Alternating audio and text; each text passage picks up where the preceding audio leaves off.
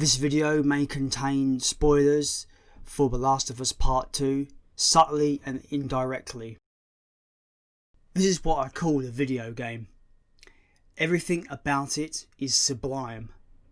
From the visuals to the sound, everything is meticulously designed right down to the finest details. Hitting those horizon views or those character models and tell me that this isn't a gorgeous looking video game. The combat is nasty stuff, brutal and visceral. I wouldn't want it any other way.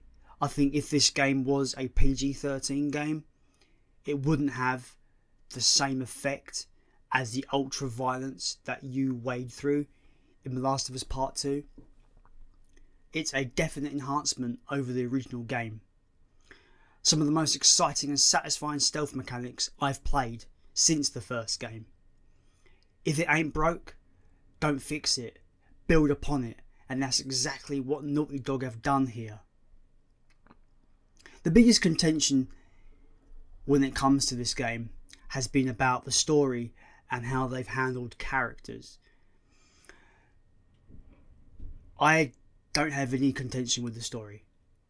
For me, the story is blunt, harsh, and questions every fibre of your humanity while presenting a revenge tale exquisitely crafted, nuanced, and human. It isn't as straightforward as the leaks suggested. The game for me showcases that revenge and hatred infect and transform people, and we see our main characters fall into its darkness. In the end, all the violence, the loss, the death, all of it makes you feel hopeless, and it comes across in some regards as a pointless thing. But that's what makes the lasting note of the finale of this game so powerful to me. A story from two opposing perspectives driven by revenge.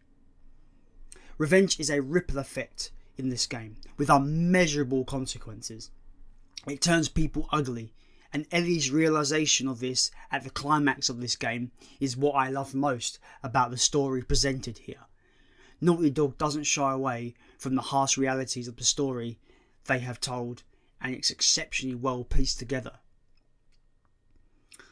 There's no good guys here, just a question of human morality, and it's crafted with harsh and vicious intent.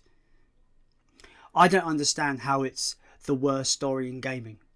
It fits all the hallmarks of the world we were introduced to in the first game. A world where nobody cares who lives or dies. A world where people violently take what they want. An example of this is Joel at the end of the first game. There's no heroes in The Last of Us. Now, I was spoiled by the leaks. I was angry. I was ready to write this game off completely. But once I stepped into the shoes of both sides of this story and played through the game, I began, and indeed did, fall in love with everything. Now I've finished the game, I can firmly state that it just might be the best game I've ever experienced. Perhaps you're not meant to enjoy your time with this game. It's bleak, it's harsh, and it's somewhat depressing in its delivery. And perhaps you are the villain all along. But the more I think about my time with it, the more hyped I am to experience it all over again.